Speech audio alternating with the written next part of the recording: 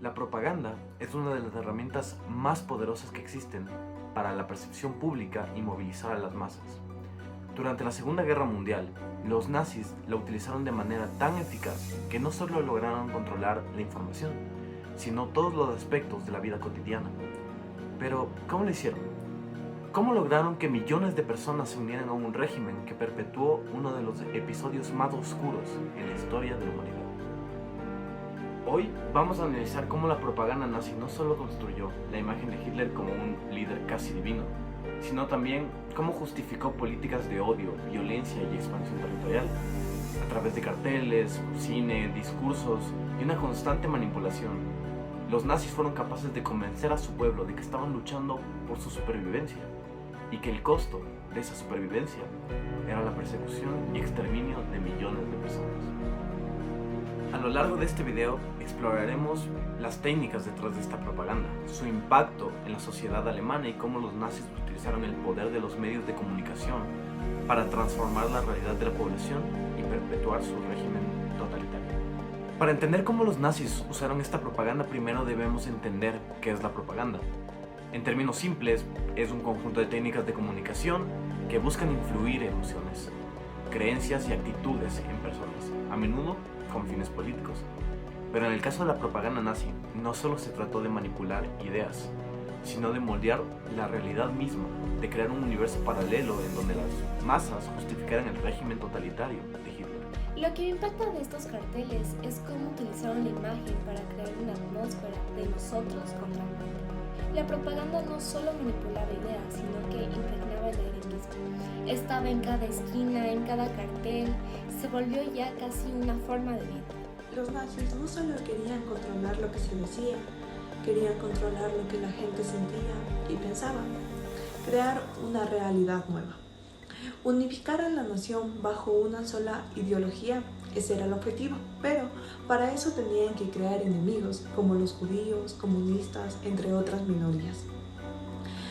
A estas minorías se les culpaba de todos los problemas que Alemania estaba pasando en ese momento. Esta era la base de la propaganda, una Alemania fuerte, unificada, frente a amigos internos, externos, un concepto muy profundo en el pueblo alemán.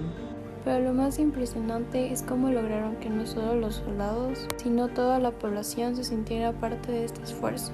Cuando vemos esos carteles no solo son imágenes, son símbolos que apelan directamente a los valores y miedos más profundos de la sociedad alemana.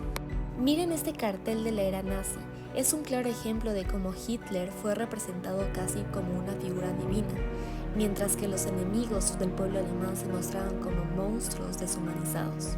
La propaganda apelaba directamente al miedo y a la adversión, lo que servía para consolidar el poder y justificar la violencia. Este cartel es bastante claro de cómo construye la imagen de Hitler. Lo muestran rodeado de soldados como un líder fuerte e imparable, mientras que los enemigos se muestran como algo ajeno, casi animales, lo que facilita que la gente los vea como algo a exterminar. Exacto, Daniela, y así analizamos más de cerca. Vemos que los carteles no solo servían para difundir mensajes políticos, sino que también creaban la atmósfera constante de alerta, de emergencia. No era solo un cartel en una calle, sino parte de una estrategia más amplia que estaba en todos lados, en el cine, en la radio y en los discursos. Pero los carteles no fueron la única herramienta. El cine jugó un papel crucial en la propaganda nazi. En particular, la película titulada El triunfo de la voluntad, dirigida por Leni Riefenstahl, que fue una obra maestra en el cine propagandístico. Abrirse la portezuela del avión aparece Adolf Hitler. Esta película no solo documenta un evento, sino que lo eleva a una dimensión casi mítica. Usaron el cine como una forma de arte, pero también como un arma ideológica, para mostrar a Hitler como una figura central que salvaría a Alemania. En este fragmento veremos cómo Riefenstahl utilizaba música y ángulos de cámara grandiosos, solemnes, para representar a Hitler, mientras las multitudes lo veneraban. La idea era crear un sentimiento de adoración y de obediencia ciega hacia Hitler. El uso de la música y las tomas aéreas tienen una fuerte impresión. Hace que todo se vea más grandioso, como que si estuviéramos ante una figura histórica que debe ser perseguida a toda costa. Pero en realidad no estaba pasando eso. Todo era una manipulación de emociones de la gente. Pero por supuesto no podemos olvidarnos de los discursos. Hitler y Goebbels eran maestros para utilizar la oratoria e incitar a las masas. Escuchemos un fragmento de uno de los discursos más conocidos de Hitler. Wir müssen einen neuen Menschen erziehen. Was es uns gelang, dem deutschen Volk eine neue Idee zu geben und dieses Volk in diese Idee zu einen und zu einer neuen Lebensform zu führen. Dies ist die größte Tat dieses Jahrhunderts für unser Volk. El discurso no solo es una herramienta para comunicar ideas, es casi como un hechizo. La repetición de ciertos términos y la forma en la que los dice tiene como objetivo involucrar a la audiencia y de alguna forma los hace sentirse parte de algo mucho más grande. Este fragmento es un ejemplo clave de cómo Hitler utilizaba la repetición y la emocionalidad para movilizar a la gente. La retórica estaba diseñada para ser simple, directa y poderosa, apelando a los sentimientos nacionales y la necesidad de tener una guerra justa. Y no solo eso, la manera en la que se presentan a los enemigos de Alemania como si fueran una amenaza existencial alimenta la paranoia. Esta es otra técnica de propaganda. No solo convencer, sino infundir miedo. La propaganda nazi tuvo un impacto muy profundo en la sociedad alemana, tanto en la movilización de la población como en la justificación de las atrocidades cometidas. Vamos a ver cómo lograron esto. Al principio, la propaganda alemana fue una forma de movilizar, de motivar al pueblo y unirse a la guerra, pero rápidamente se convirtió en una herramienta para mantener a la población aliada con el régimen. Todo lo que decían los medios oficiales estaba diseñado para consolar el poder de los nazis. Exacto, que la propaganda también ayudó a justificar la persecución hacia los judíos, presentándolos como una amenaza hacia la pureza alemana. Carteles, películas y discursos, todos reforzaban la idea de que los judíos tenían que ser eliminados para proteger a la nación. Y no solo los judíos, también se deshumanizaba a otros grupos como los comunistas o los gitanos. Este proceso de deshumanización facilitó la aceptación de políticas de persecución y eventualmente el genocidio. La propaganda tuvo un gran impacto moral en las tropas alemanas. Los nazis usaron imágenes y mensajes que mostraban a los soldados como héroes luchando por la supervivencia del pueblo. Al mismo tiempo, las derrotas fueron minimizadas y el pueblo fue mantenido en la ignorancia sobre la verdadera situación en el frente.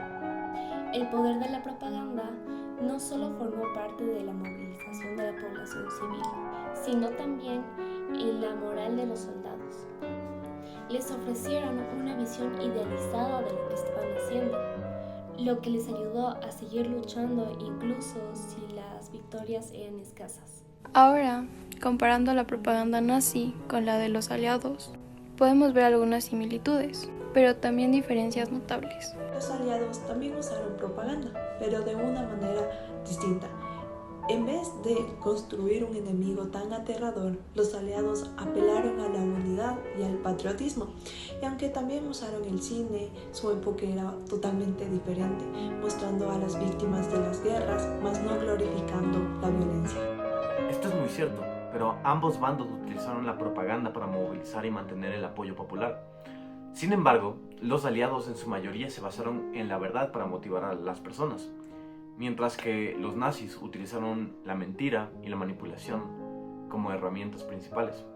Es cierto, la propaganda de los aliados fue mucho más inclusiva y apeló a la solidaridad global. Sin embargo, el impacto que tuvo la propaganda nazi en Alemania es un ejemplo claro de cómo las ideologías pueden ser manipuladas a través de los medios de comunicación. Para concluir, es importante que reflexionemos sobre las lecciones que podemos aprender de la propaganda nazi. Aunque las técnicas de manipulación han evolucionado, el poder de la propaganda sigue siendo relevante hoy en día. Hoy en día la tecnología ha cambiado, pero las bases de la propaganda siguen siendo las mismas. Las redes sociales, los medios de comunicación y los discursos políticos modernos aún están sujetos a la manipulación de las emociones y creencias de las personas, o sea, del público. Es crucial que aprendamos de la historia y entendamos cómo los medios de comunicación y la propaganda pueden ser usados de manera poco ética para manipular nuestras creencias y emociones. Al final, todos debemos ser conscientes de cómo nos influencian. Es un recordatorio de la importancia de cuestionar todo lo que vemos y escuchamos. La propaganda no solo es cosa del pasado, sigue presente en nuestra vida cotidiana. Gracias por acompañarnos en este análisis profundo. Asegúrense de reflexionar sobre lo que hemos discutido hoy y cómo podemos aplicar estas lecciones en el mundo actual. Nos vemos en el próximo video.